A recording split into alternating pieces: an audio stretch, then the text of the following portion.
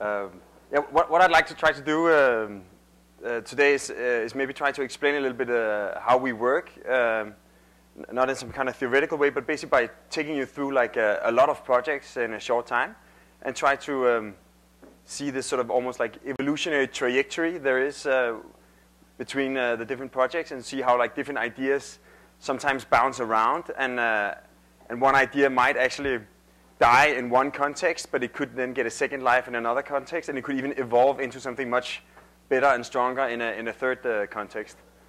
But first, a little bit about myself. This is my house. In fact, this is my flat.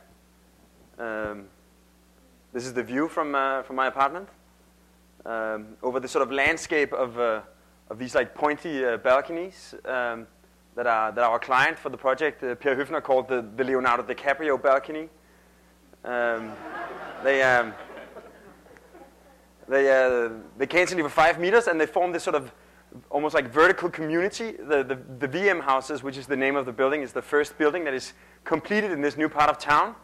And we were thinking that all they look at is like this sort of construction site. So it could get rather lonely living on the 10th floor. And I can testify that on a warm summer day, if you move out on your balcony, you'll get to know like everybody within a vertical radius of like 10 meters of your flat. They're called the VM houses because they're conceived as a sort of a manipulation of the traditional square perimeter block. So like rather than having apartments that look straight at each other, by sort of twisting them and zigzagging them, all the apartments, they have straight views of the surrounding landscape, like the sort of flat suburban landscape on one side and a big park on the other. And because of this zigzagging, it creates this sort of onslaught of different typologies. We were thinking that sort of if people are different, then why are all apartments the same? So out of 220 units, we made 85 different apartments. Surprisingly, I bought the most boring one. And all, like in Copenhagen, most apartments are flat, like one level. So we thought maybe one excuse to move out in this new part of town could be that all the apartments would have like a double height space, so they're all like on 2 or 3 levels, all conceived as one continuous space, and people can then interpret how they want to like inhabit them. On the outside, the architecture is very much defined by this sort of configuration of apartments. It's almost like this sort of urban Tetris of different apartment types that interlock. So you see, like this is one unit, this is another unit, and a third one that sort of combine and form this sort of more rational building block. And because the main idea of the architecture was to express this sort of internal diversity, we thought that for the materials we would choose this very sort of Scandinavian material palette, like aluminum, glass, wood, concrete, like very cool Scandinavian. But for the two main entrances of the M house, we had this sort of giant 80 square meter big wall with just a door in it. And we thought it was going to be too depressing to go home and enter this sort of sheet of aluminum. So I'd just been to Brasilia, the capital of Brazil, where you have this sort of combination of like cool white modernism and then this sort of exotic, colorful artworks at the bottom. So I proposed to our client that we would make some kind of building integrated artwork with ceramic tiles. And our client said, you know, I'm a real estate investor, I'm not a gallerist, so go with aluminum. But then I had dinner at the top floor of the Hotel Royal in Copenhagen. It's this hotel designed by Arne Jacobsen. And I saw this painting, and I asked the waiter who it was. And he said it was a portrait of Alberto Ko. Alberto Ko is the name of the restaurant, but it was also the name of the director of the hotel when it was being built. And the painter was none other than Arne Jacobsen himself. So I thought it was quite exciting, this sort of Danish modernist. He would be this sort of Renaissance man, that he would design Alberto Ko's house, paint his portrait, and hang it in a restaurant named after him.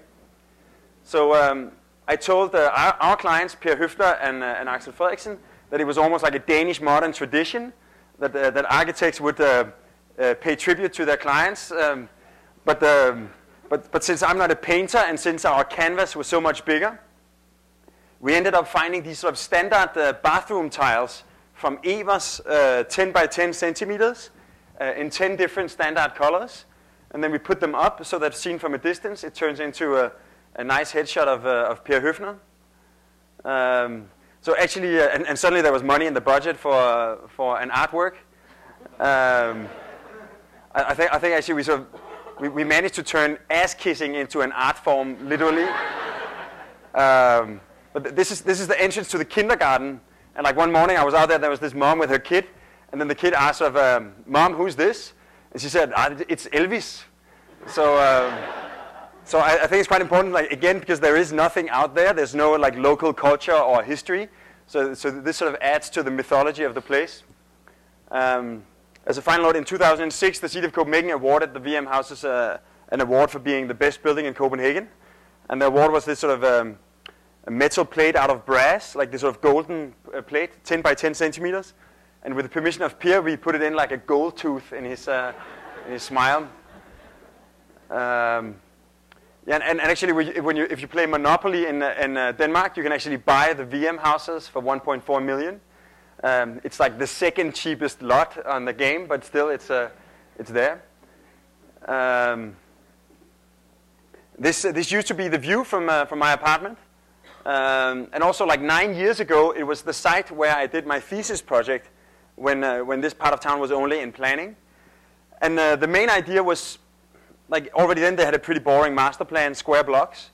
So I was thinking like if there was a way to use like programmatic mix, like symbiotic relationships between different programs to escape, the square block with the courtyard in the middle. One idea was to mix housing and a sports hall, sort of to turn the housing into this sort of mountain of apartments with huge gardens. And then inside you would have this sort of cave of a sports hall excavated from the massive of housing.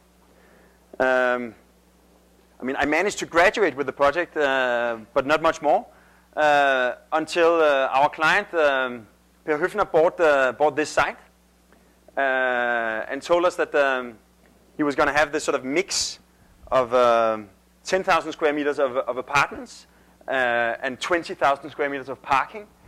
And we thought, like, instead of like building this like traditional stack of apartments looking straight into a big boring box of parking, we could actually transform.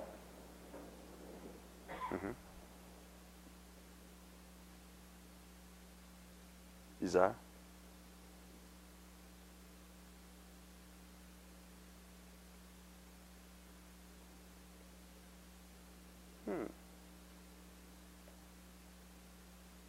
Oh, here we go. We could transform all the apartments into penthouses sitting on this base of parking. The local plan dictates that you can build higher on one end than the other. And essentially, because Copenhagen is completely flat, if you want to have a nice south-facing site with a view, you have to do it yourself. So we sort of tilt the entire volume so that all the apartments have a view to the south. Then we cut up the building volume so we don't take the view from my apartment. And then basically you have the parking sort of zigzagging up inside the deep space of the block, wrapped with a single facade. And then on top of that you have this sort of single layer of houses that sort of combine all the splendors of a suburban lifestyle, a house with a garden. Each apartment has a garden the same size as the apartment itself, all having this sort of view to the south. So this is what we imagine it could look like next to the VM houses. And this is a picture taken a few months ago. So essentially this idea that you have a single layer of apartments on top of the parking. You access the apartments through this sort of gallery overlooking the parking. A diagonal elevator accesses each apartment. It's this sort of standard product from Switzerland, because in Switzerland you have a natural need for diagonal elevators that we sort of imported to Denmark. Here you go. And also the parking, instead of being this sort of claustrophobic space where especially women might be afraid of parking in the evening, it turns into this sort of cathedral of car culture with life above and this sort of view over these like sloping ramps. There's this like color gradient in the ceiling going from green at the bottom to blue at the top. We had this Portuguese artist do a few murals on the concrete walls. The theme is like mountains of cars with like these alpine animals walking around.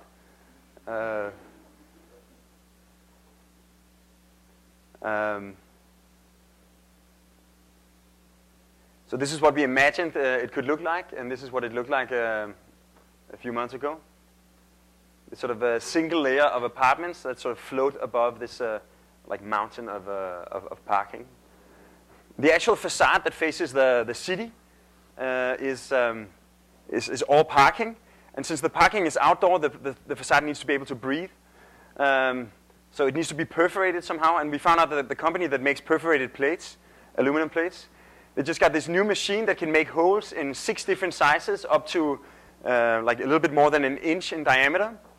And that means that like the further you get away, it turns into this sort of almost like a rasterized image. You can base it on a rasterized black and white photo. And because from the outside the holes are going to look dark, and we were always like calling the project the mountain.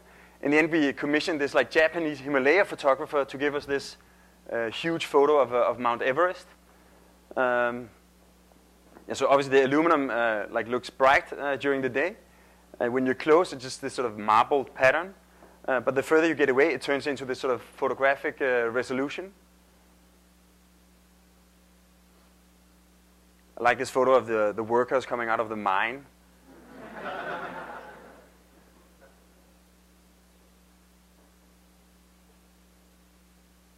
Like from like the greater the distance, the more sort of really convincing the resolution becomes. And actually, sort of in the tallest part of the mountain, there's a special stair core and an elevator that reaches the top 3 floors. And the distance between the core and the facade is only 3 meters, so it wasn't really worth it to have parking there. So we eliminated all the floors and have this like 25-meter tall gap where we made a contract now with Copenhagen Mountain Climber Club that they're going to have this sort of indoor climbing wall inside the Mount Everest. So we did everything to take the mountain metaphor like into the sort of extreme. So when you re-enter the parking and go into the apartments, you access the apartments from these like extremely colorful galleries overlooking the parking. And as soon as you sort of go inside your apartment, it's this sort of complete transformation. The urban facade is like all aluminum and color, like very contemporary. Inside, it's this like extremely organic, wood floors on the inside, wooden terrace. All the facade cladding is wood, and you have this sort of grass. And the main idea is that when you're standing on the wood, you're actually completely protected. None of your neighbors, not even the guys above, can see you. So you can walk around naked here. And as soon as you go out on the grass, you'll be part of this sort of diagonal sort of collective space. You can see there's these planters that have been dimensioned in depth so that they'll never allow you to look down on the wooden terrace of the guy downstairs. And they also contain these planters that all the rainwater that drops on the mountain is being collected in a big tank, and then when there's a dry season, there's a sort of automatic irrigation. So we planted like 9 different kinds of vines that actually will blossom with different colors at different times. So actually the mountain will really transform over the seasons. And like this photo is relatively new, but like in 1 or 2 years, the entire mountain should transform into this Cambodian temple ruin, completely covered in green.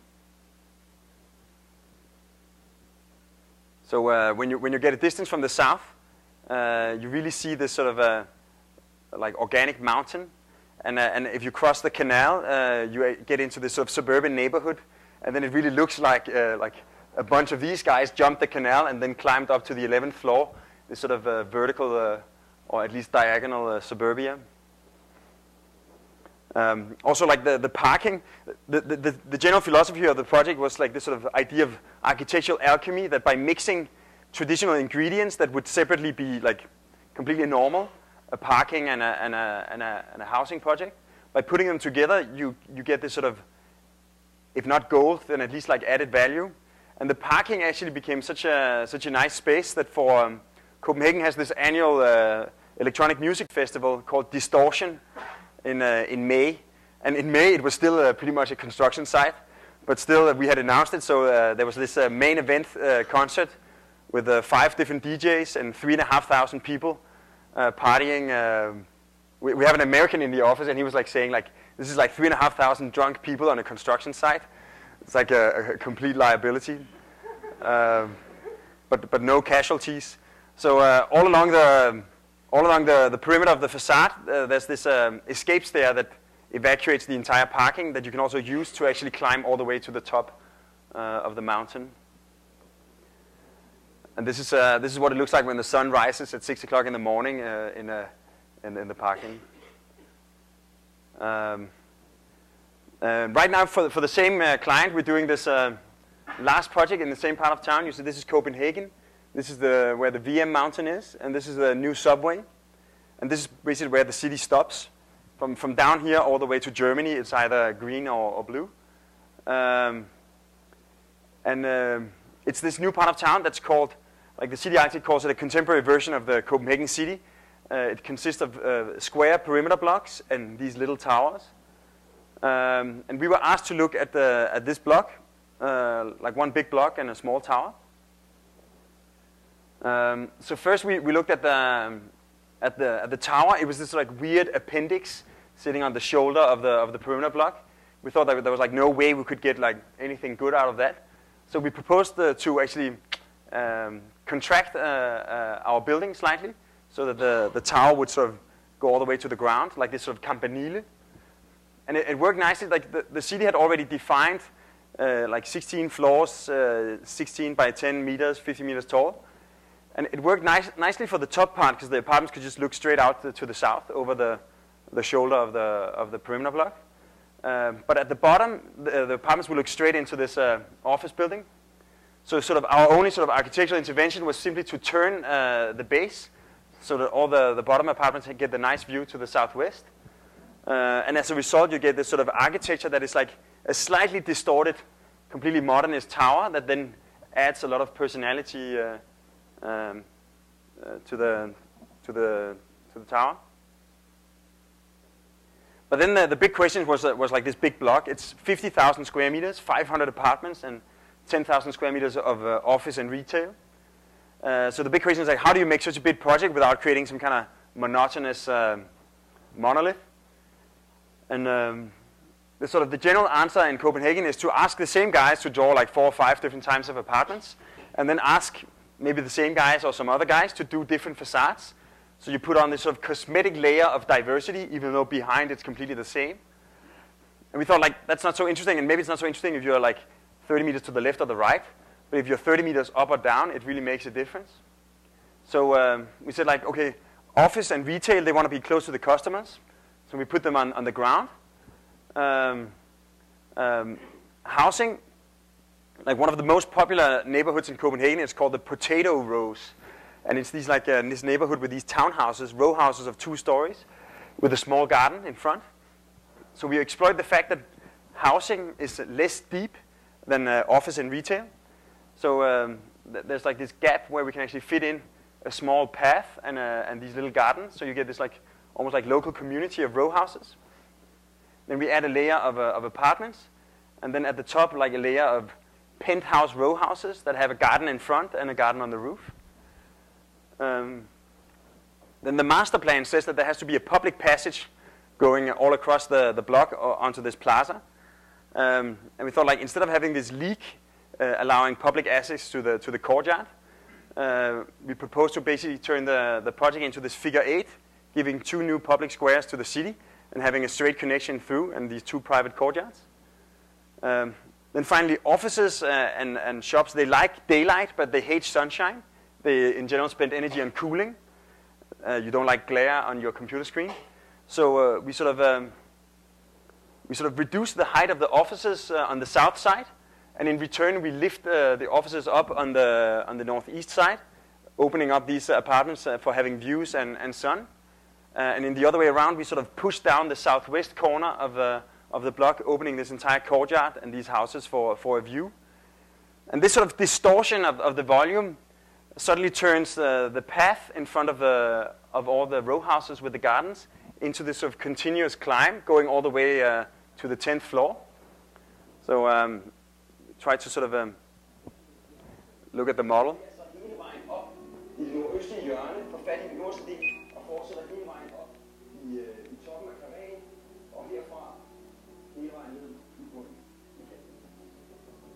So this is the model. So to prove it, we try to make one of the model guys run all the way up to the top. But you see, essentially the general idea, like normally public life, the spontaneous interaction between people and neighbors is restricted to happen on the ground floor. And in this way, this sort of spontaneous social encounter actually climbs all the way up on this sort of architecture-integrated mountain path. You know, people sitting in their front lawns under their tree. And you know, children running down to visit the guy next door.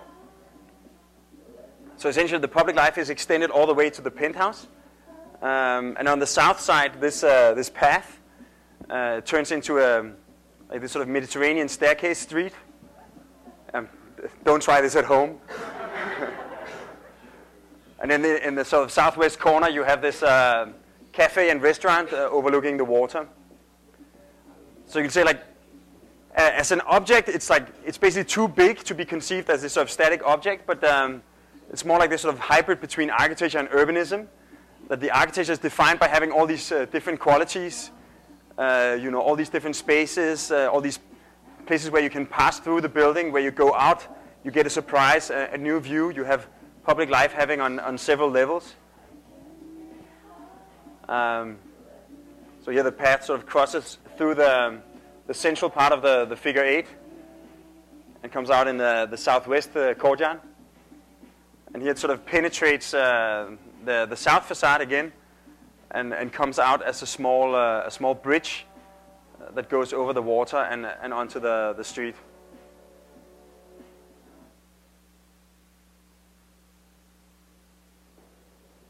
Yeah, so that's what the architecture looked like. We started building it a year ago, and like I think 2 weeks ago we got the first like test cast of this path, and I think it's going to be quite interesting to see if you can really sort of get a natural extension of the urban space all the way to the roofscape.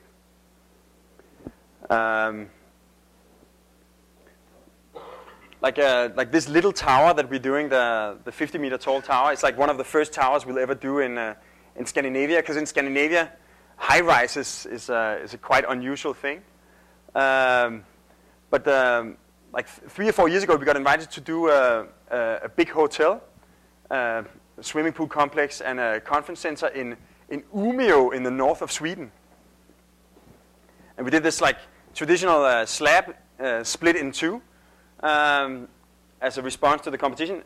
And like when we sort of submitted the project, we thought sort of, wow, this is a really cool scheme, but it doesn't exactly look like something from the north of Sweden. And the jury didn't think so either. So we lost the competition. But then we had a meeting with a Chinese businessman from the Guangxi province. And he saw the project and he said, so, wow, that's the Chinese character for the word people. So this is how you write people, as in People's Republic of China, in Chinese. We even double-checked. And at that time, we got an invitation from the Shanghai municipality to exhibit at the Shanghai Creative Industry Week. We thought, like, this is too much of a coincidence. We stumbled upon what could be the landmark building of the People's Republic of China. We get this invitation, so we scaled the project up 3 times to Chinese proportions. And then we sort of hired a feng shui master, and then we went to China.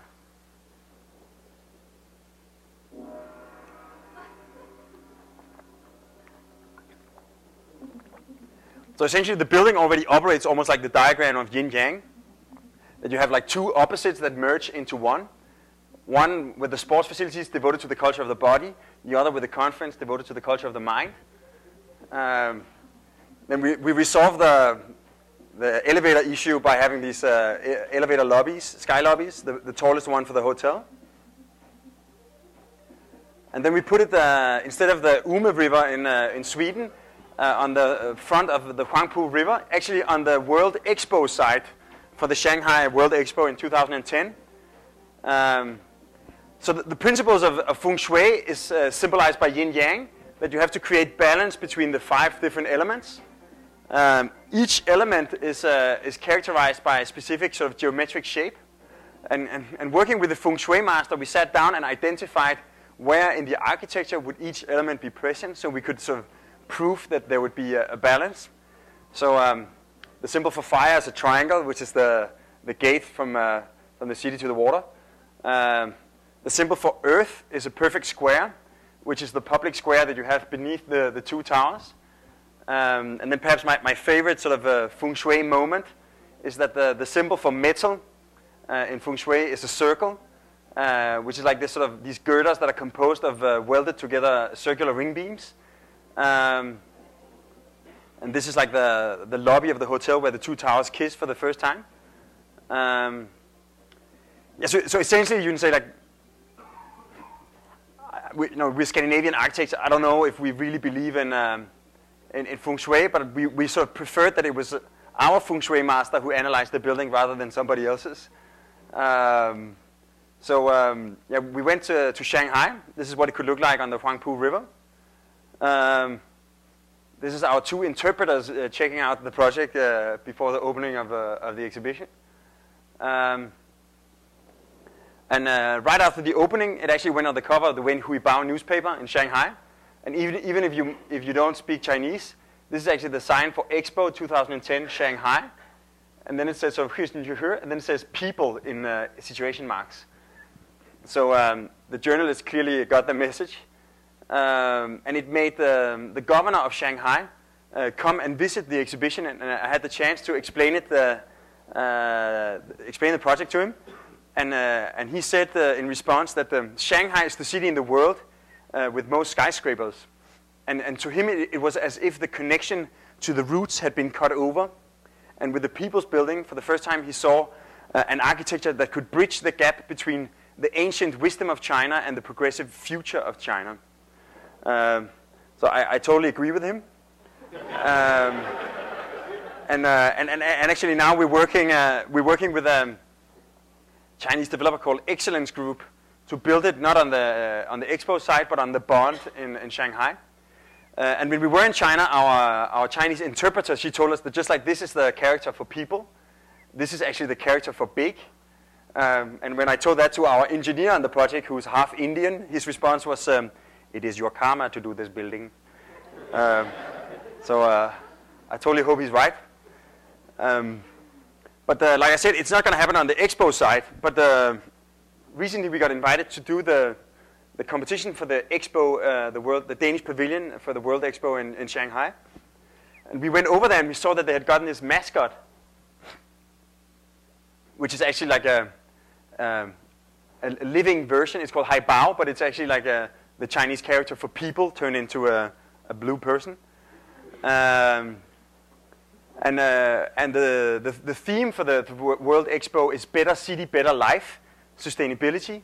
And we thought like there's 220 countries, so there might be like a lot of pavilions exhibiting environmental technology. We thought that might be too boring to go that way. And then also there's this tendency that sustainability has to do with this sort of Protestant way of life, that you're not allowed to take a warm shower and you're not allowed to fly to visit your family or whatever. It's like, in a way, you get this impression that the sustainable life is less attractive than the unsustainable one. So we thought, like, why don't we try to focus on quality of life and how sustainable city can actually be, like, really instrumental for a good lifestyle. Also, we asked ourselves, like, what could Denmark possibly show in China that would be relevant for China? So we did this sort of very simple comparison of the 2 countries. China is one of the biggest countries in the world. Denmark is obviously one of the smallest. China is this like socialist plan economy founded by Chairman Mao. Denmark is a social democratic welfare state founded by Stauning in the 30s. The national symbol of China is the Chinese dragon. In Denmark we have a national bird, the swan.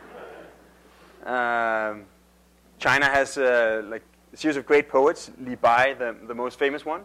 but actually one of the main poets in the People's Republic's public school curriculum is actually An Tu Chung, or Hans Christian Andersen. Actually, it's mandatory to read the Girl with the Matches, The Emperor's New Clothes, and The Little Mermaid. So it's almost like a piece of Danish culture that has been sort of integrated in Chinese culture. The biggest tourist attraction in China is the Great Wall of China, which is the only man-made object that can be seen from outer space. The biggest tourist attraction in Denmark is the Little Mermaid, that can actually hardly be seen from the harbor boat. And like in general, like there's this general tendency, like Shanghai is a port city, Copenhagen is a port city, but it's a completely different scale and completely different like quality of space. The sort of super modern high-rise living compared to the European perimeter block setup. And interestingly, the most significant work of a Danish architect, the Sydney Opera by Jørgen Utzon, is actually a Scandinavian interpretation of a classic Chinese typology, the pagoda on the plinth. But then finally we came to this thing that maybe this sort of urban development would be interesting to focus on. Like 20 years ago, this was the image of Shanghai. Like all these people on bicycles. There was only 2 different cars in Shanghai. Shanghai number 1 and Shanghai number 2. And in the last couple of years, the car has become a status symbol. And even the bicycle has become forbidden in many places in Shanghai. Whereas in Copenhagen, it's the other way around, that the bike has become a symbol of a healthy lifestyle and a sustainable city. A third of all commuters use the bike, and a third of all trips in Copenhagen are made by bicycle. There's been this sort of onslaught of different typologies, you know, different aggregates so you can transport your children and your groceries around. And we even made this sort of, I think 15 years ago, we made the city bike system, which is this like system of free bicycles where you can go and, if you visit Copenhagen, you can get a free bicycle and go everywhere you want, put it back. So we thought, like, why don't we like relaunch the bicycle as something attractive in China now that they forgot it? So we introduced the city bike that is like sponsored bikes, and we turned the entire pavilion into this infrastructure for city bikes. So when you go to the Expo, you start by going to Denmark, then you get your Danish bicycle, and then you sort of go to all the other countries afterwards. So the entire roof is like a Copenhagen bicycle path turned into this double loop. Then also, like I said, Copenhagen is a port city, but now that it's become de-industrialized, what used to be industry has turned into park. And one of the first projects we did was actually to make this harbor bath, because the water has become so clean that you can actually swim in it in the middle of downtown. So we thought, like, just like with the bicycles, instead of talking about the bicycles, the Chinese can actually try a bicycle. Instead of talking about the harbor bath, we proposed that in the heart of the pavilion, we're going to sail 500,000 liters of harbor water from the Danish harbor with a tank ship to Shanghai, fill it up in the swimming pool, and then people who want to, they can borrow a pair of red and white swimming shorts and jump in and really feel the water. And then in the middle of this sort of harbor bath, just like in Copenhagen Harbor, there's going to be this sort of pile of rocks with a little mermaid sitting on it. But not just some kind of copy of the Little Mermaid. We're actually going to move the actual Little Mermaid for 6 months. She's going to travel to China. And when she's gone, we're going to invite 3 Chinese artists. We already talked to Ai Weiwei, who said yes, to reinterpret the Little Mermaid where she is. The general idea is that the Danes never go down to look at the Little Mermaid. It's actually mostly Chinese. So for like 6 months, it's actually going to be interesting for the people in Copenhagen to go down and check it out, while our national symbol is on holiday in China. So actually that was just announced like 2 weeks ago, and to our surprise, everybody sort of, I would say, like, I think 46% of the population thinks it's a bad idea, but 54 thinks it's good. But the sort of nationalist party, they hate it. But it's kind of this party that you almost like, you have to disagree with to feel good about yourself. So the general idea is that the exhibition is this sort of linear loop that is turned into, like, of bicycles and exhibition. The roof is like made as a Copenhagen bicycle path with this blue pavement. Inside you have like a linear exhibition. It's conceived as like a shipyard construction, one single beam, so that there's like no columns. And basically you enter like along the path, then you climb up the slope until you reach the roof, where you go scouting for a city bike. And once you have it, you re-enter on your bicycle and pass through the last part of the exhibition on your bike, and then you continue to the Swedish and the American pavilion on your Danish bicycle. Yeah, so essentially, like I said, we won the competition, and it looks like we also persuaded at least the Lord Mayor of Copenhagen and the New Carlsberg Foundation, who originally donated the mermaid to Copenhagen.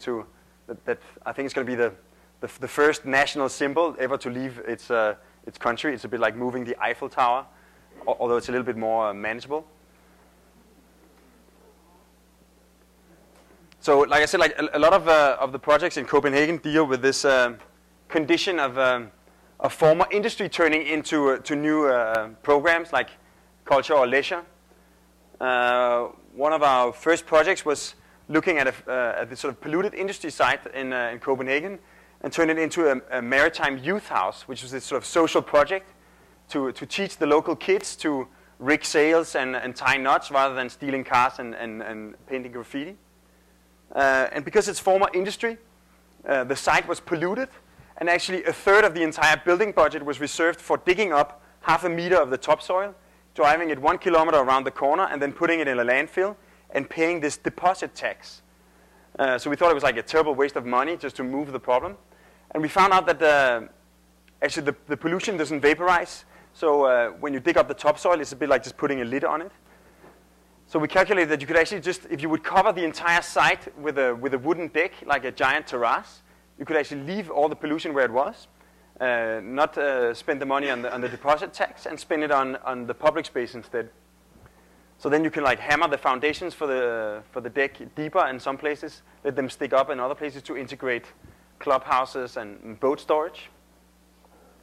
So without actually doing any final design, we just showed these diagrams to the clients for this competition and said, they could choose to do anything with this wooden deck. We would just be their humble architects and do what they said. And then that would turn into the project. And it turned out to be, it's a good thing to say to the client that they can get it the way they want it. So we won the competition without actually having a design at all, just this idea. So we started together with the client to try to sort of draw out the design with a sort of very rational grid, almost Miesian, and only in section does it become like spatial or interesting. So in some places where we push the deck down to become a beach, in other places we lift it up to become clubhouses or storage for boats or workshops. And the structure is like quite rational. It's just like normal carpenter construction, following this grid of 240 by 240. But as soon as you apply the last layer of wood, it turns into this sort of smooth surface, almost like a dune landscape out of wood. Actually, in Copenhagen, or like in Denmark, there's this rule, it's the same in the US, that you're not allowed to make a ramp that is steeper than 1 to 20. So in 20 meters, you can go 1 meter up. This is more like 45 degrees. And that's essentially because the city chose to look at this as landscape rather than architecture. It's actually so steep that you can slide on it on a normal pair of jeans. So it has this sort of impact on kids that they start running around as soon as they see it. So you say essentially the idea of the project is that we moved resources from what was conceived as a problem, the pollution, into a potential, this big public space. And as a result, rather than being this sort of limited access clubhouse, it has become a very generous space where people from the local community, they go and hang out with their dog or their girlfriend.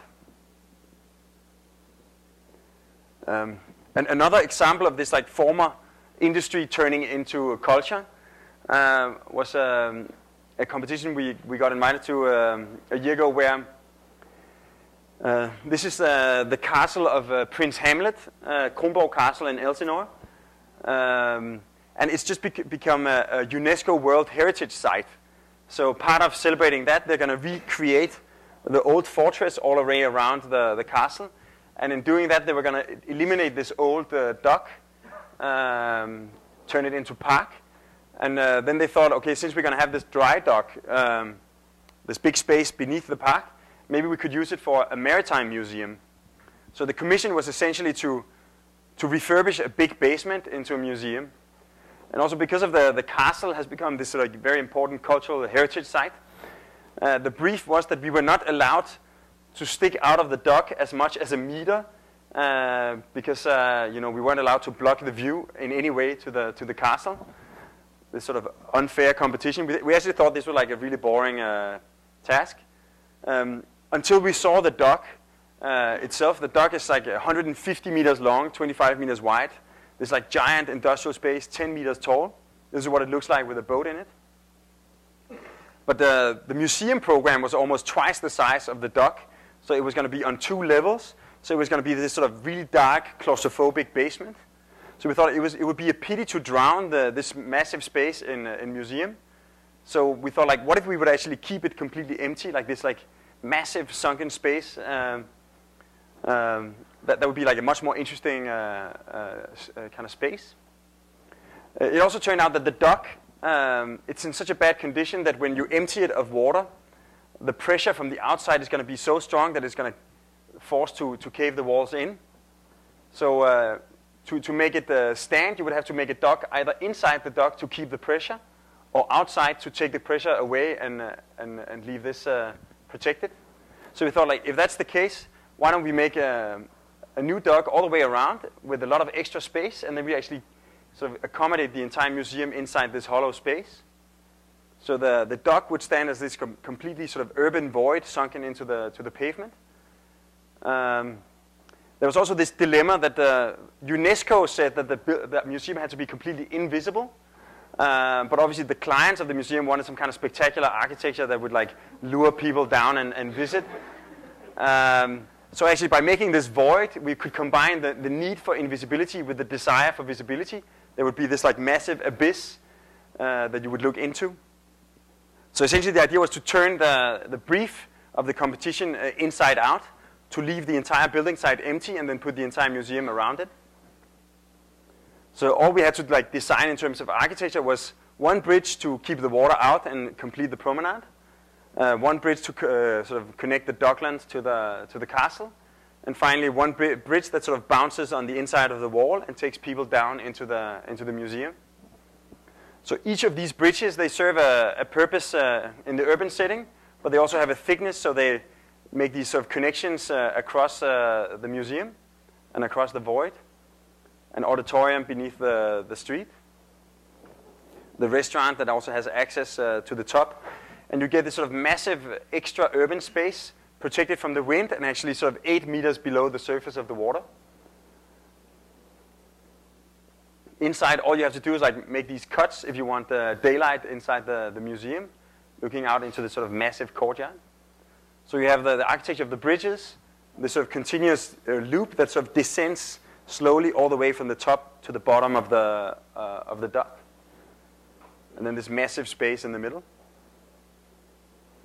So as one last challenge, we were looking at, since the entire exhibition is like sloping, we thought like, how can we make it so that it won't be annoying? Like, should we make these like different steps, or like, how can you resolve this continuous descent down to the bottom? And in the end, we found the answer in the sort of, in a way, like the maritime history. You know, when Columbus discovered America, he was trying to prove that the Earth, even though it seems completely flat, it is actually slightly round, enough to get all the way around the Earth if you sail long enough. And it's actually the same in architecture, that the definition of a flat floor is not that it's completely flat, it's that it has a slope of maximum 2%. So that means that in 50 meters, you can actually get 1 meter up or down. So we exploited the sort of industrial scale of the building in such a way that, you know, it's all the definition of a flat floor, 1 to 50, but it's, you know, sloping gradually all the way to the bottom. Also, you can see the dock is parallel to the quay, but the old dock was on an angle. So you start in this sort of very intimate scale, like low ceiling height, narrow space. And gradually, without noticing, as you sort of move through the museum, suddenly the ceiling height gets bigger and bigger, and the space gets wider and wider. And finally, you're like in a 10-meter tall space at the bottom of the dock, and you have to climb these stairs before you leave the museum again. So actually, when we submitted the competition, we were certain there was like no way in hell we could win, because there was like only one rule in the brief, and that was that you were supposed to build the museum inside the dock. But we won the competition, and then something strange happened, that the Danish Architects Association, which is like our association, they sued the client for having broken the EU rules of tender by selecting a project that sort of deliberately broke one of the conditions in the brief.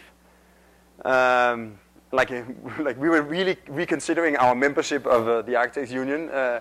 But in the end, like the clients, they were so happy about the project that they said, okay, we cancel the competition and we hire Big as our architects. So despite the efforts of our own union, we just started the construction documents and are going ahead with the project. Another sort of condition in Copenhagen is that, like I said, like there's not this sort of tradition of high-rise recently, but like in the last couple of years, there's been this growing interest in density. There's this realization that if you want like urban life, you want shops on the ground floor and cafes and people on the streets, you need to put more people on the same place. So there's an increased interest in density. And also Copenhagen used to be called the City of Towers. This is the coat of arms of Copenhagen. And we did this sort of Da Vinci Code analysis saying that if it means anything, it would be like towers on the waterfront with I guess, diversity. Jews and Muslims, I don't know. But if you look at the skyline of Copenhagen, the reason it used to be called the City of Towers is because of these towers. What we did the last 100 years was only we added some chimneys to the power plants. And then this one, which is the Golden Tower in Tivoli, it's a ride in a theme park. So somehow people of Copenhagen has lost the affinity for towers. So much that when the Dutch architect Erik van Egeraat won a competition for this housing project on the waterfront, you can see it's like almost like stretched villas, like the tallest one is 10 floors. The media called it mini Manhattan, even though that all 6 buildings could actually stand within the footprint of the old World Trade Center in New York. And it gave rise to a new foundation in Copenhagen, which is called the Foundation Against Misplaced Skyscrapers. And they define skyscrapers as anything taller than 21.5 meters. And what they do is that they collect signatures against projects that they think are misplaced and skyscrapers. And they collected 20,000 signatures against this project. And as a result, the politicians panicked and the project got cancelled. So when we were recently asked to do a 400 FAR, like a 400% dense project in the middle of Copenhagen, we thought, okay, we really have to study this movement, because like even the people against misplaced skyscrapers, they actually love these towers. They're like adventurous and sort of imaginative spires from before last century, and they hate these towers, like big boring boxes of modernism. So we tried to do this sort of diagnosis of what went wrong. Like until the beginning of last century, architects could actually imagine really interesting buildings in the honor of the church or the king. Then functionalism came and liberated architecture from the constraints of style and made it an instrument of, daylight, view, functionality, building technique, economy, etc. Like all these good things. But as a result, our imagination was reduced to just doing these boring boxes. So we thought, could we take like all the good intentions of functionalism and turn it into something more interesting than the boring box? And we found the answer lying around in the office in the form of this pin art. This idea that with a lot of identical elements, you can create like any three-dimensional shape. Also, our clients have told us that sometimes you can see beauty in numbers. we found this like installation by Maya Lin of a natural landscape made out of identical wood blocks. Hubert.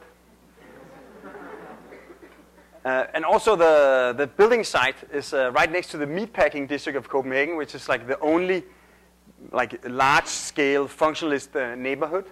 It's a listed area.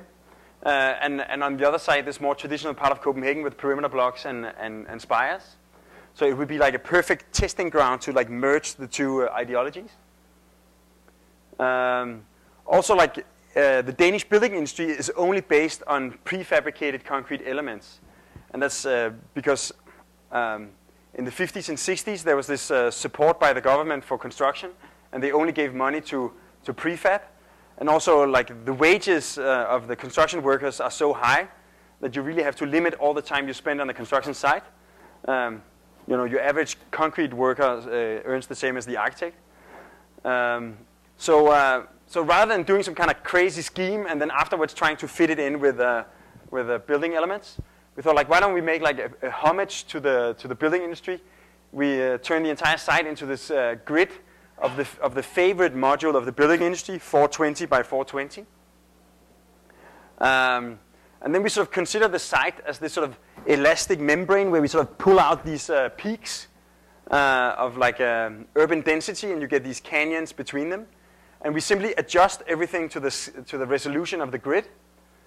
So you get this sort of hybrid between Gaudi and Hermann Herzberger, like this sort of low resolution blob. A friend of mine called it Greg Lynn at 72 dpi. But essentially you get this sort of alpine landscape of these peaks. You know, instead of the perimeter block, you have like moments of intensity. Instead of a courtyard, you have a canyon.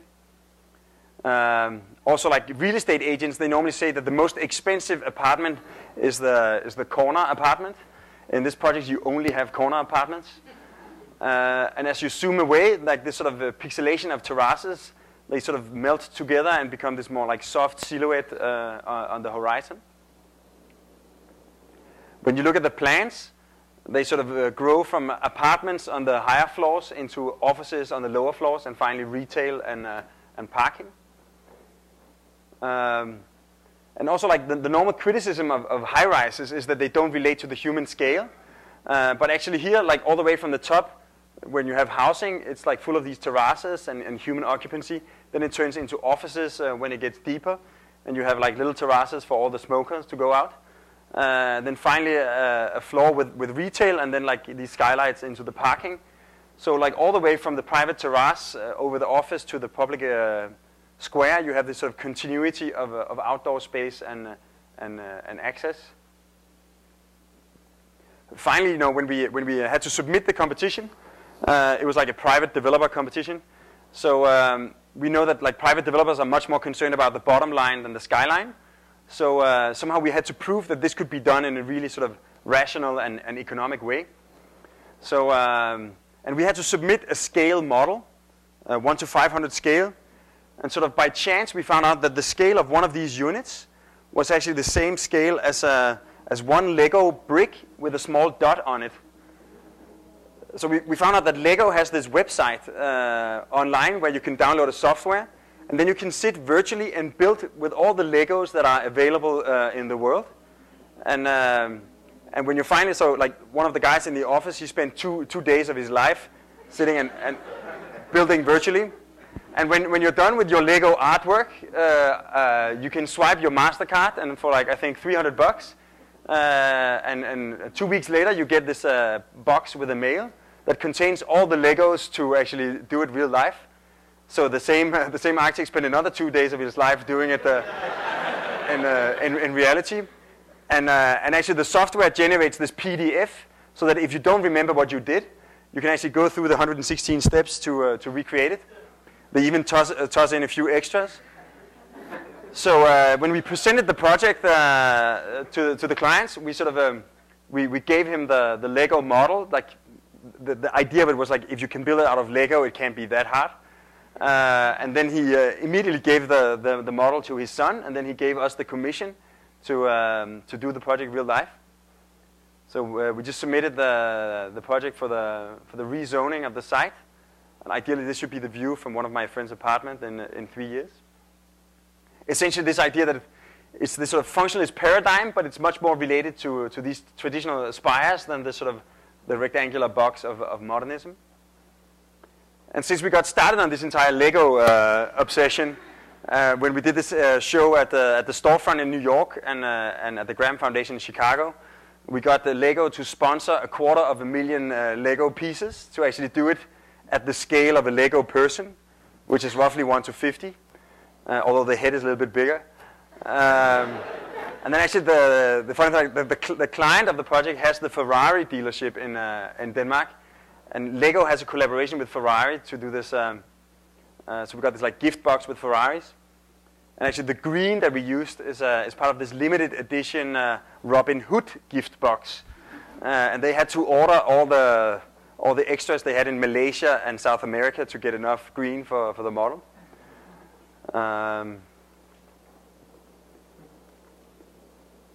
Yeah, like a last sort of example of a Scandinavian skyscraper, like another sort of attempt at redefining a high-rise, is what we did for this site in Copenhagen. We had just won a small competition for this site where we also proposed a tower. And then the city architect said, okay, if you want to do like really tall, you should do it on the other side. So our client said, okay, we get that site. This is like this sort of modern student residence where I actually used to live in this building. So there was just space enough to add one more of these guys. So we added one, and then we just made it really tall.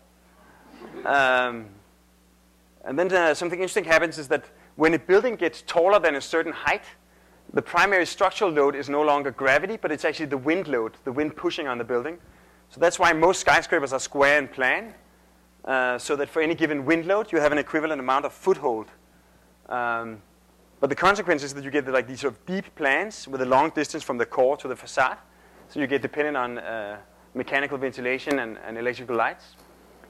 When you make like a thin building, it looks simple, but it actually becomes quite complicated because where you have the biggest wind load, you have almost no foothold. So it becomes very unstable. So we were trying to deal with this issue for a long time until we came up with this building that we call the Escher Tower. And essentially it consists of 3 square towers that merge into a slab that faces one way at the bottom and the other way at the top. The central tower is completely straight, and the 2 other towers, they sort of change places. So where you have the biggest wind load, you also have the biggest foothold. And where you have almost no foothold, you will have almost no wind load. So in a way, it sort of completely corresponds to the structural performance. We call it the Escher Tower because it looks like this drawing by M.C. Escher, 3 square towers facing one way at the top and another way at the bottom. But where the energy of Escher's art is that it looks feasible, but it's actually impossible. With the Escher Tower, it's almost like the reverse. That like from some angles it looks completely surreal, but it's actually like hyper rational. Even when you look at the plans, we notice that it looks like it's twisting. But if you notice, there's actually no turning or like odd angles. It's just these 2 square towers that change places and a central core. So it's like super rational.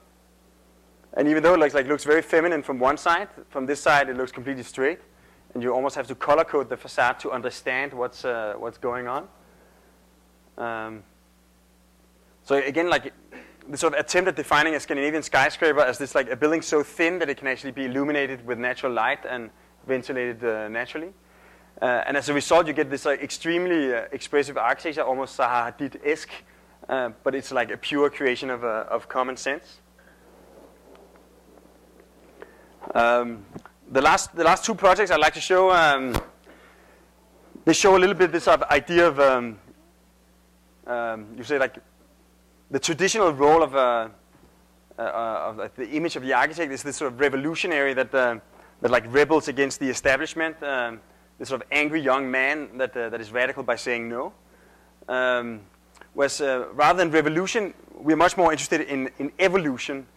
This idea that ideas evolve, and sometimes, when influences happen, and rather than like being rigid and insisting, like this sort of idea of going with the flow can actually be a quite sort of radical way of evolving new ideas. So this started that we got invited by a guy we've been working with a lot before to do this airport hotel in the airport of Stockholm. And when you land in Stockholm, there's like these images of a lot of suites from Stockholm that say, "Welcome to my town." And the last two is the Queen and the King. And it's this sort of strange condition, airport hotels is located in the middle of an intersection of two highways, right next to the airport. Like there's absolutely no context, and we thought like maybe this absence of context we could develop like a new kind of typology. So we tested all these different ones and ended up falling in love with this guy. We call it the hammerhead shark.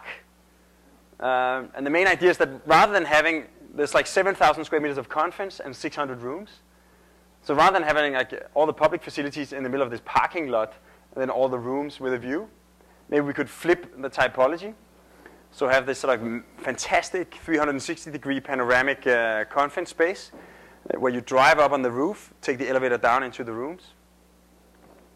So you have this sort of massive arrival, this sort of like almost Tuscanese monumental alley leading up to the conference. So we basically spent almost all the time and definitely all the budget designing this thing, showing it to the client, and he totally hated it. He thought it looked like something designed by Darth Vader. So it was like a no. And basically what he said, like, this is what I want. I want 7,000 square meters on a flat floor on the ground, and then I want 600 rooms in a super rational slab. So we were like sort of, man, he completely designed the entire building. What's left for the architect? So then we tried looking at the facades, Maybe looking at each room, there would be a window, either going all the way from the top to the bottom, or like this horizontal one. But in most cases, actually going a little bit up and down, sort of expanding and contracting. So when you see the same room from the outside, you get this condition that because the closed facade is white, and the windows, they look dark because it's darker inside than outside. You get this sort of grayscale from like really white to really dark. So when you get enough distance, it suddenly turns into this sort of headshot of Princess Victoria in this case. Like depending on your distance, either it's like these sort of blobby lines.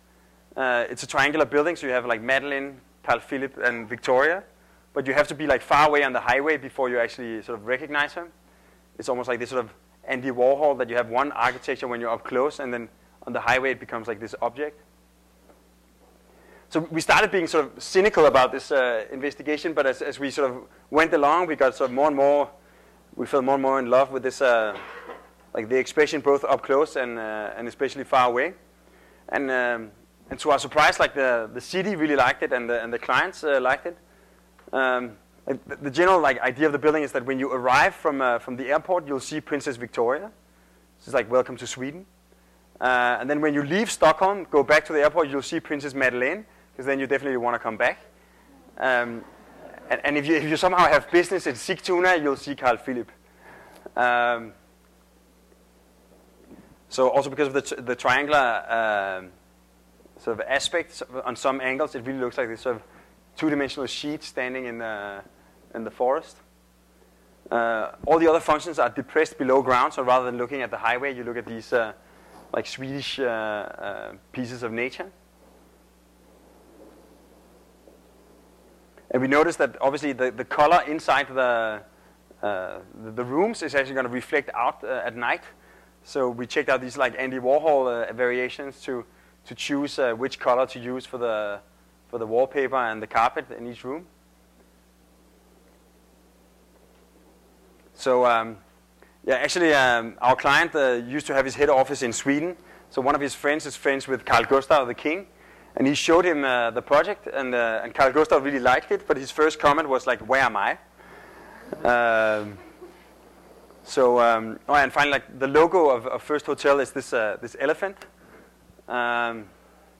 It's not the most charming logo. So like royalty normally has a monogram. So we ended up designing this Victoria, Madeleine, and Carl Philip logo for the hotel.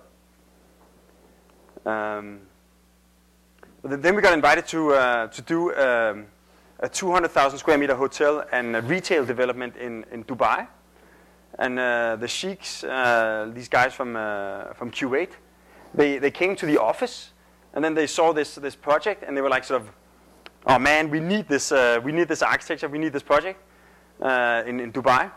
And we were like, we can't, you can't have this because like our client would be sad if we gave you the same project. But they were like, no, we definitely need this with the sheik on it instead.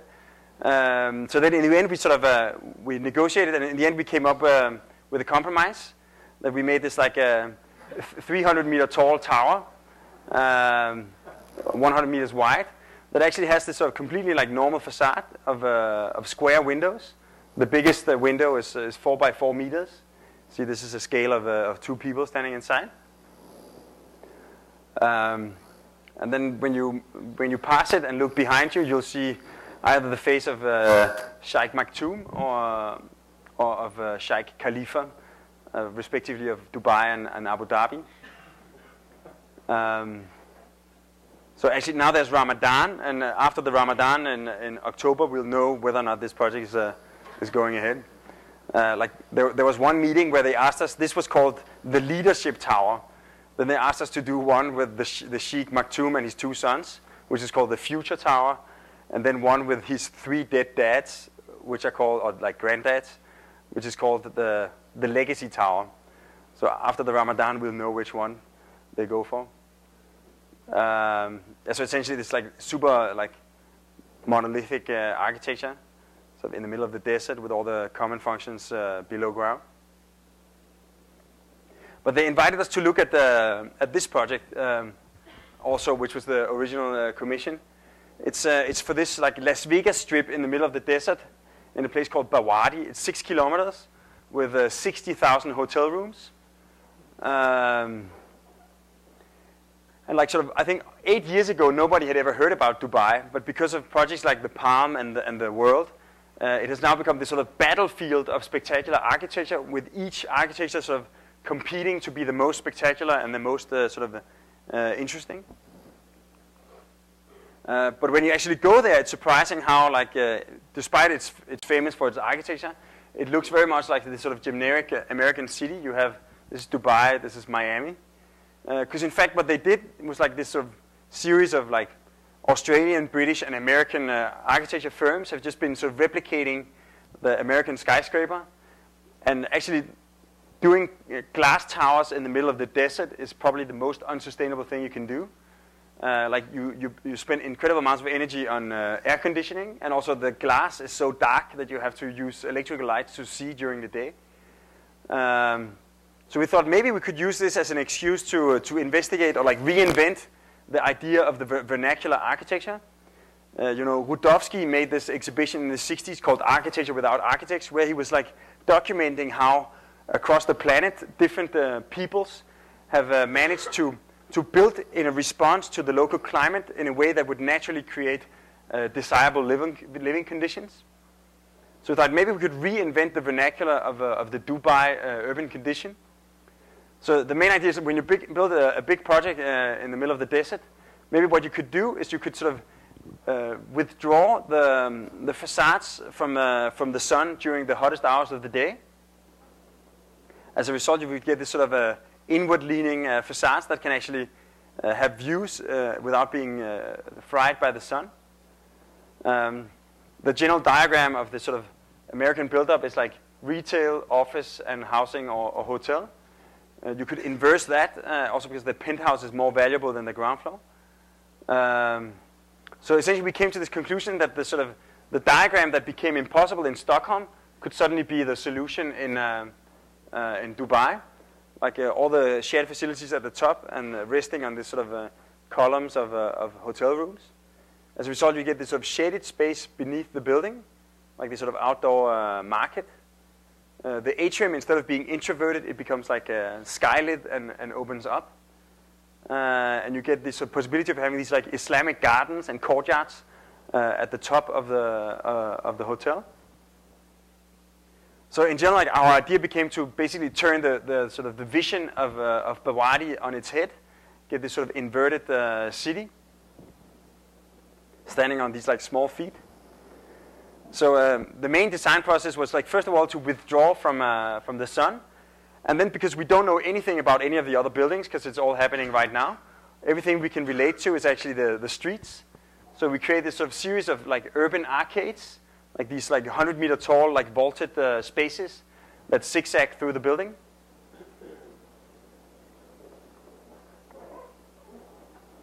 So like as you move through the site, you have this sort of like really sort of monumental vaults.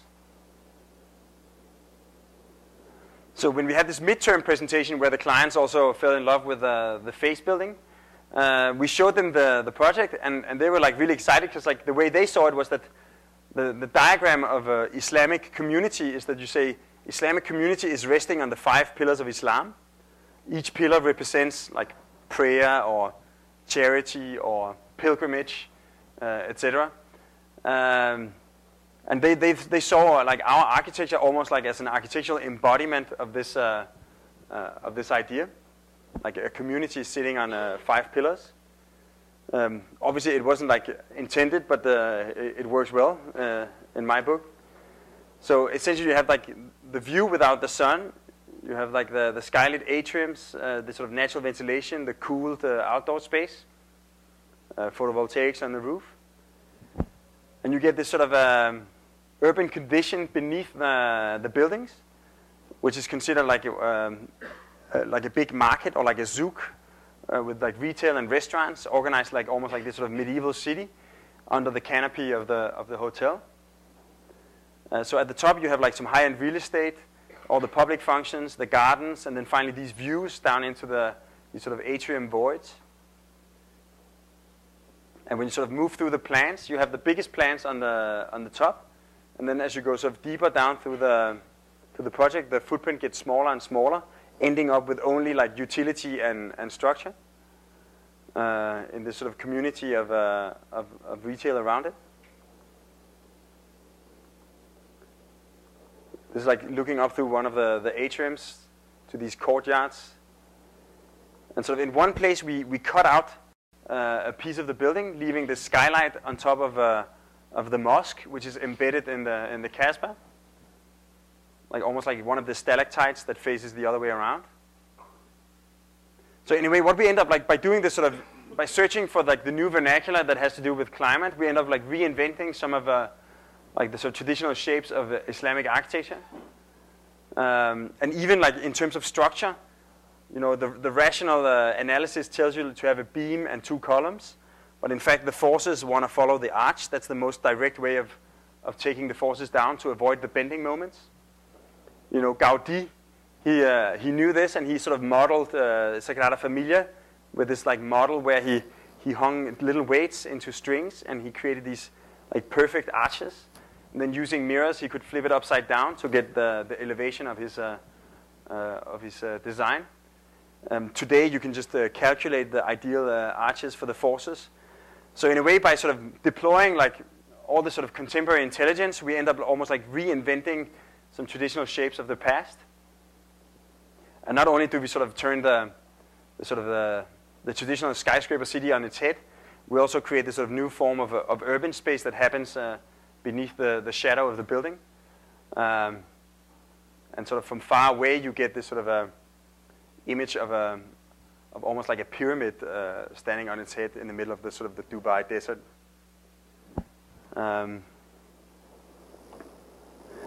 Yeah, so this project is also waiting for Ramadan to be over, and we should get a notice in October as well. It's like 7:15. Actually, I have like one bonus project if people can stand the heat. Because like, and it's got to be a nice way of leaving the space. But I've seen like a lot of people have been going. Like, do a lot of people need to leave, or do you have 5 more minutes?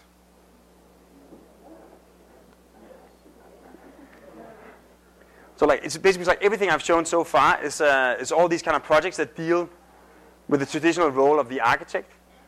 That some like architects are supposed to be the best ones to sort of imagine the future of the city.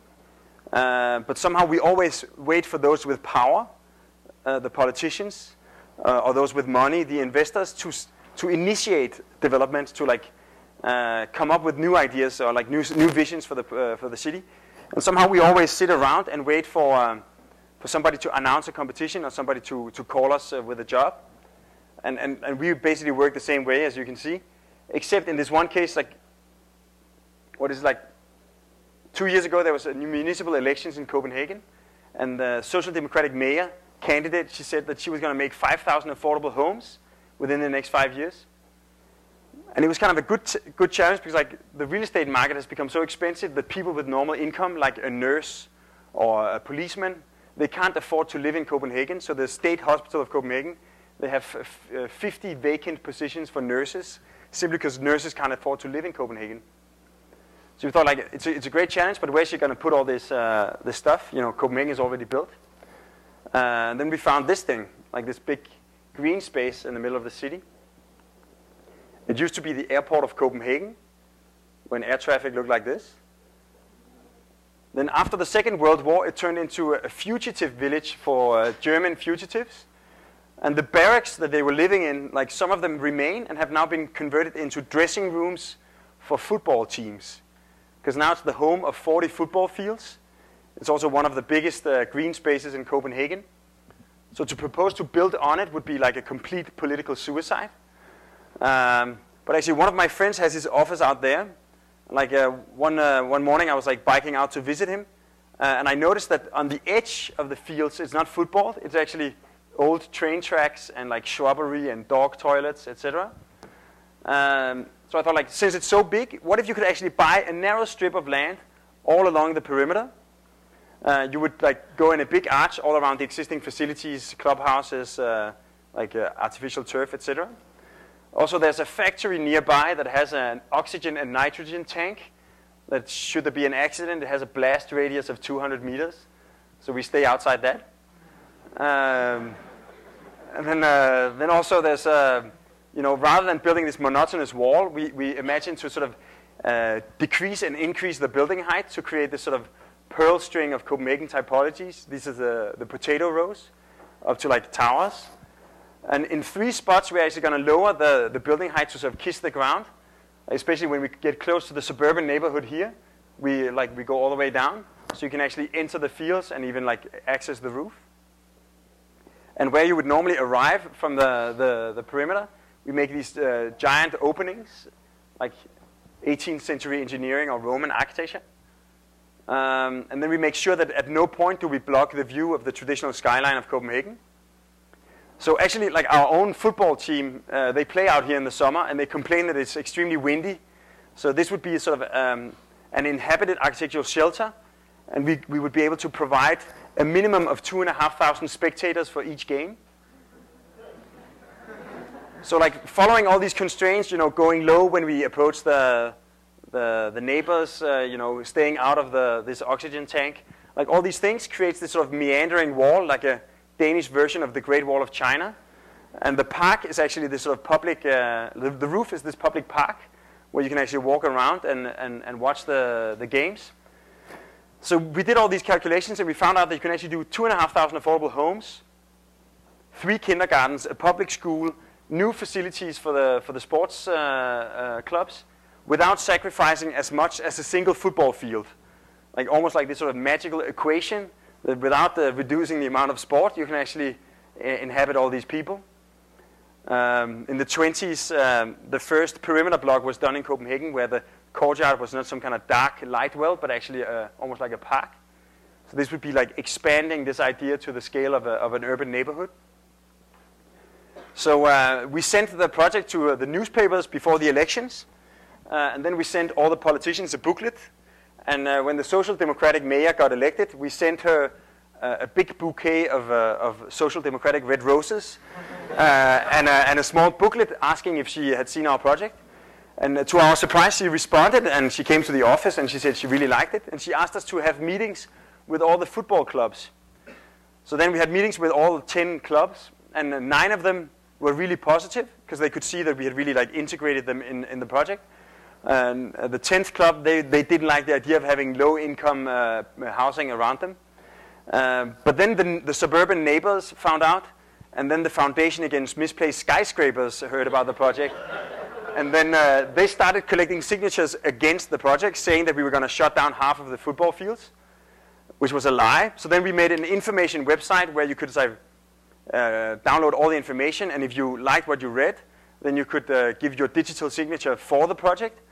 And then the media freaked out, as you can see, because apparently this was the first time in Danish democracy that anybody was collecting signatures for something. Like normally it's always against. So then after 6 months of battle, there was a survey saying that 64% of the people of Copenhagen thought it was a good idea to do affordable homes around the fields. Like 3 months later, they decided on the City Hall to go ahead with the project.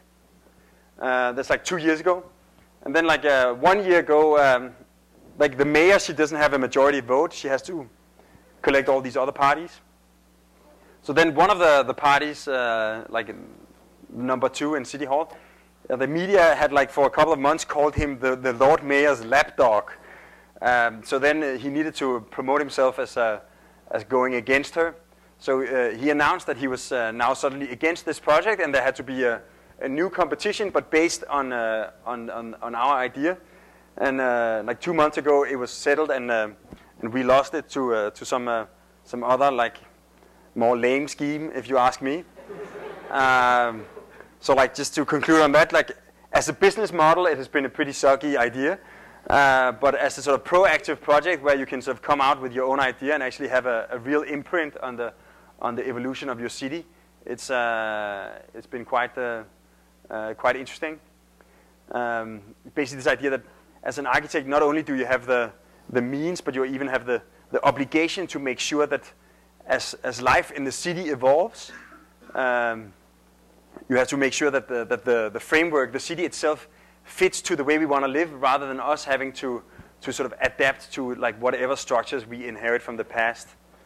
As a sort of epilogue of this project, we got invited to look at this park in Khalifa Park in Abu Dhabi. It opened almost 1 year ago with 40,000 visitors, and half a year later they had only 400 visitors per day. It's one of the emptiest planets in the world, like places on the planet. And they basically asked us if we could sort of animate it. So just to understand the scale of it, we looked at different things we knew, like Tivoli Gardens in Copenhagen, the Clover Field. And to our surprise, it was exactly the same size as the Clover Field.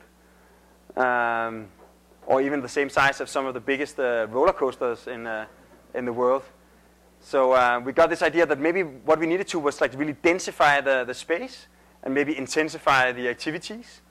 So for instance, Tivoli is interesting because it's the center of Copenhagen. But like 100 years ago, it was on the outskirts of Copenhagen. And with the sort of speed of development that Abu Dhabi is having, maybe Abu Dhabi Khalifa Park could be to Abu Dhabi what Tivoli is to Copenhagen. So we propose to concentrate all the new developments in this like super wall of a roller coaster, and then gradually over the next 20 years, it would become like the heart of the city. So basically, what Tivoli is today. So this was like the first collage, and so as a way of finishing off, we made this like 1-minute movie showing what it could be like to visit Abu Dhabi in 3 years.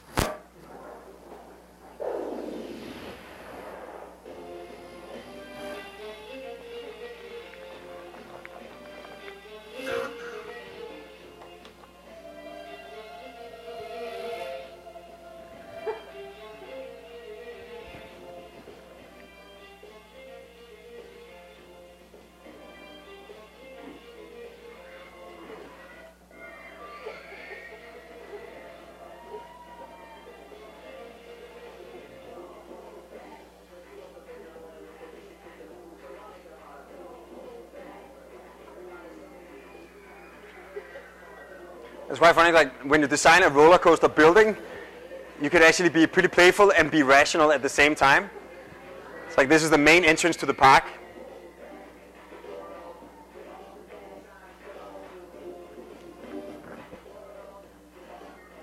I think at some point all architects actually dreamt about doing this sort of like this loop-the-loop building.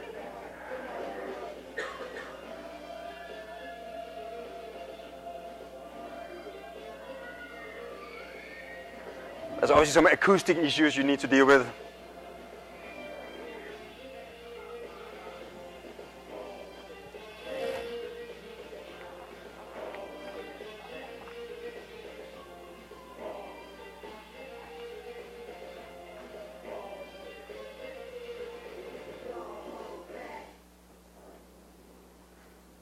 Ta-dam.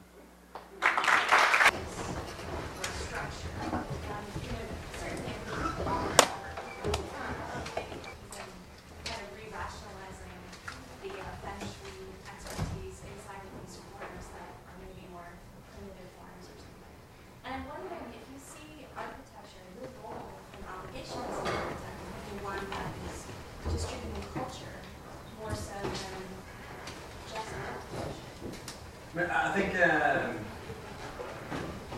like the first observation about the mundane is that I'm a big fan of Darwin. Also, I like this, like rather than being a revolutionary, we try to be evolutionary. Is that the beauty of Darwin is that in the most mundane terms ever, like he explained all of the beauty of the organic sphere. Like all the different forms and shapes and colors that have evolved through this sort of process of excess and selection. There's like an excess of individuals born, only the ones that have successful attributes, they manage to pass them on to the next generation by mating and so on. Gradually, you develop this type, like biodiversity is developed by those who didn't get eaten basically before they had sex.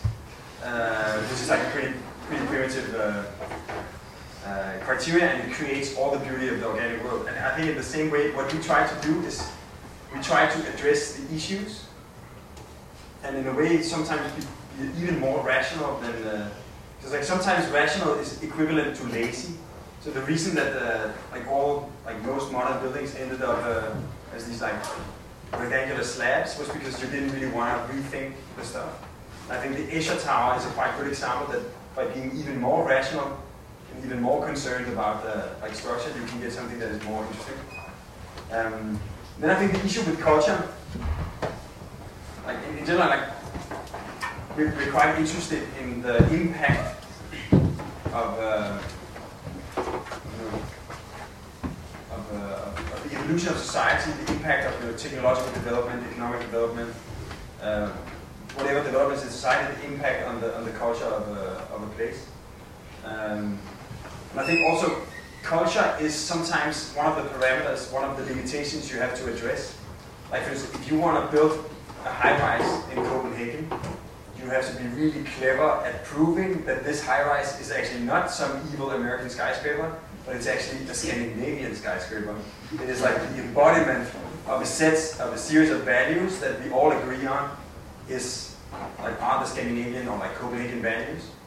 So it's a bit like going through like, this is what we are, this is what we are, this is what we are. If we are all these three things, this is what we want to do, the Lego towers or the Escher Tower. So in that sense, I think culture is also quite often one of the main obstacles for innovation, and you really have to go all the way back and reach the past and show that the past was actually getting here and not like staying where it's always been. So I think our main interest in culture is in trying to move it if we can. But by ignoring it, you will only bang against it. So by diving into it, you can make it yours. Almost like this sort of Zen idea that Aikido make the strength of your enemy your strength. Like make the strength of the people that hate towers turn their argument into your argument. Yeah,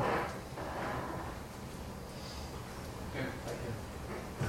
Can you talk a little bit about the structure of the Ingels building and whether the steel ring exoskeleton is the structure, and if so, why he chose to express the structure on the outside? We have Adam's character Taylor doing the structure. Again, I have to say it's not the most rational structural scheme ever, because it looks pretty clever because it looks symmetrical, but it's like profoundly asymmetrical because the two sides don't overlap, and that creates a massive torsion. So the basic structural diagram is that the main span is taken by the girders on the facades, and in the middle you actually have an A that is like complete, and on the sides you have the two that are incomplete, and then all the torsion is taken by the two closed facades. And also the idea is that that's the pavement that comes up and gets increasingly perforated. And the reason that that's more perforated is that it functions as a box, which takes the torsion and then stabilizes the building. But I mean, you could get, with the amount of steel that is necessary, you could get a bigger building if you would do it differently. But I think it's one of these cases, like, when we did it for Sweden, we somehow, like, that's where we ended, but we also had a feeling that it was a pretty rotten idea for that place. When the entire people's meaning appeared, we got so excited that it was like really the kind of building that would work in China. And now I wouldn't want to do it anywhere but China. But it's one of these cases where the symbolic value, or like the cultural significance of the building, overpowers structural rationality, I think. More questions? Well. I have a question that relates to Karen's first question, and takes the side step.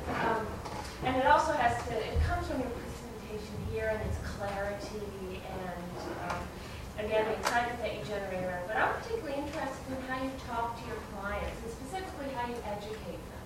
Because on the one hand, you've given us here, a very clear explanation for what you do, both visually and in terms of your explanation. It's so much so that when I look at this, I think, well, how did anybody even reject, why wouldn't everybody, want to know this stuff? Anybody can worry about it. Exactly.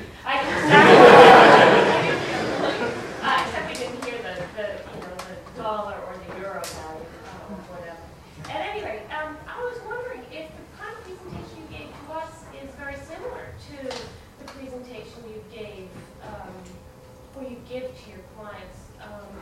And I mean, if that's ever similarity or difference, whatever it is, has ever struck you as significant in some ways. We usually think of architects, let's say 30, 40 years before, and even just before the computer, so 20, architects would hire illustrators, for example, to make perspectives that they would show to clients, drawings which they would never show, for example, to probably in a professional setting or teaching.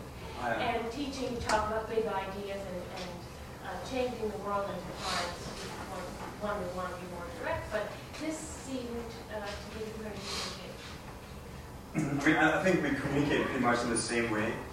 Obviously, the clients get the longer version, and quite often a slightly more defensive version, where you focus a lot more on like how cheap it also is, and how rational it actually is, and how it's already been done like 100 times before by all kinds of the different examples that.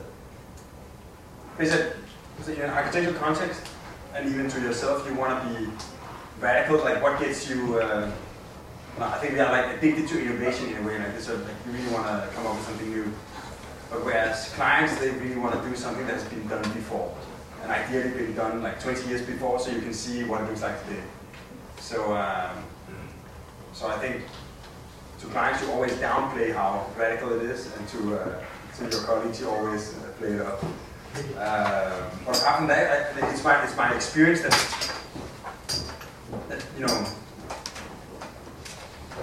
our client for the three first projects that I showed, the VM House, the Mountain, and the Figure 8, he's been a contractor. He's a carpenter by education. He's been a contractor all his life. He's been committing some of the worst crimes in architecture in Copenhagen. Like very recently, he did like this massive shopping mall that's like such an eyesore.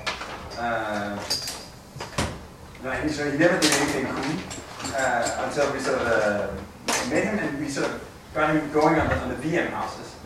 And like the argument for the triangular balconies was actually that the cheapest way to make a balcony is not to stick it in, because then you have this complicated climate screen. So it is to put it on the outside. And when you put it on the outside, if you take it to a triangle, then of course you sort of gradually reduce the load as the longer the cantilever gets. But then you can also take the triangle with one single tension rod going to one point, whereas if it was a square, it would have a torsion, then you would need two tension rods. So in the end, we tried to optimize it, and you couldn't do that amount of square meters of balcony cheaper than with the triangular balcony. And he also thought it was cool, and after the Leonardo DiCaprio kind of thing, he was like into it. So actually the DM houses, the only sort of design parameter for that project was to make it cheaper. But the way we got away with having only like continuous space was that then you wouldn't have to do all the partition walls. The reason we could have glass from floor to ceiling was that we expanded the floor depth from 12 meters, which is like the normal, to 16 meters. And we got a dispensation from the city if we would make the facades all glass to make sure that there was enough light coming in. So like there was all this like series of like super mundane arguments that would gradually get us into this sort of increasingly twisted kind of architecture, and because it evolved gradually, and in the end, like the client really took ownership. And the reason we proposed to put his head on the building was like, of course, it was to finance the stupid artwork, but it was also because like I was really happy about Per Høfler and Axel, that these two guys. At the point, we hadn't built anything, like not even a doghouse. Like they had done nothing, and they ended up entrusting us with a 250,000 square foot commission, just because we get along, and the way we argue, he understands, and vice versa. So I just the short question, like in general, we only tell the truth. Because like sometimes the truth is much more funny than whatever construct.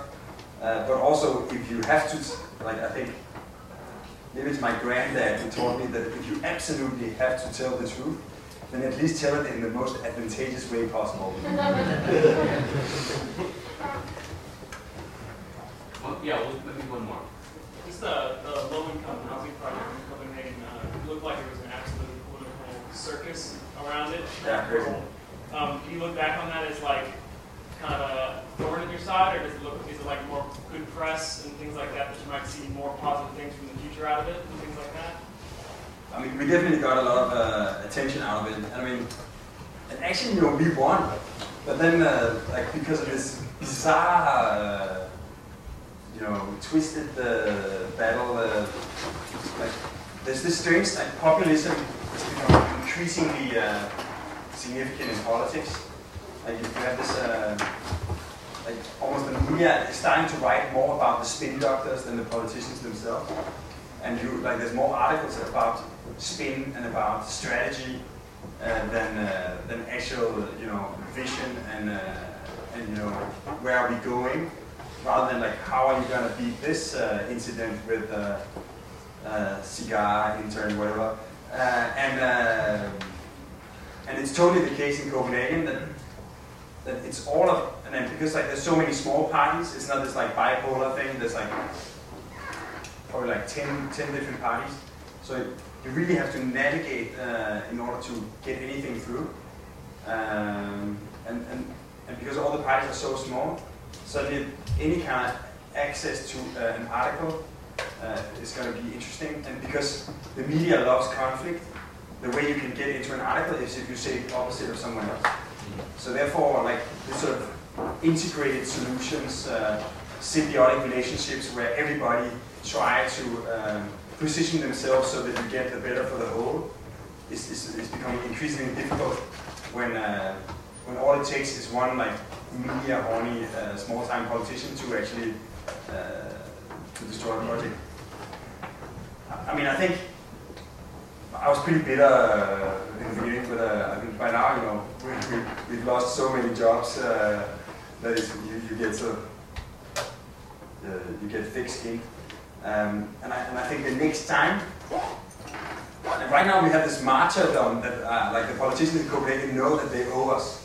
So we've had like this small regime. I think that's why we managed to get the mermaid to China. You know, like, we fucked the Great Wall of China, but at least we give it the mermaid. I think it's reality and it's annoying, but you have to somehow find out how to work it. Okay, we want to